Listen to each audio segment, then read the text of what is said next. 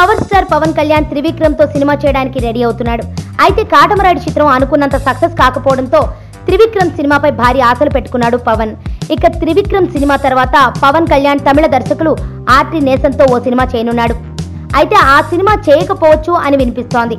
నిర్మాత AM Ratnam okay, కానీ ఆర్టి Nesan director మారొచ్చని, ఒకవేళ కుదిరితే మాస్ పల్స్ బాగా తెలిసిన వివి వినాయక్తో పవన్ సినిమా చేయొచ్చని వినిపిస్తోంది.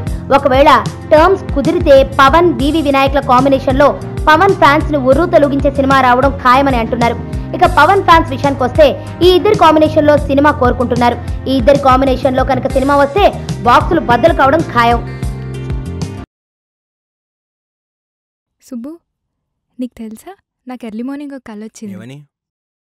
నువ్వు నన్ను జ్యువెలరీ షాప్కి తీసుకెళ్ళి వడ్డానం కొనిచ్చావంట. ఏ టైంకి? గుర్తులేదు సుబ్బు, 5కి అనుకుంటా. అదే మరి 5కి మీ బాబొచ్చి బిల్లు కట్టినట్టు నాకు కాల్ వచ్చింది.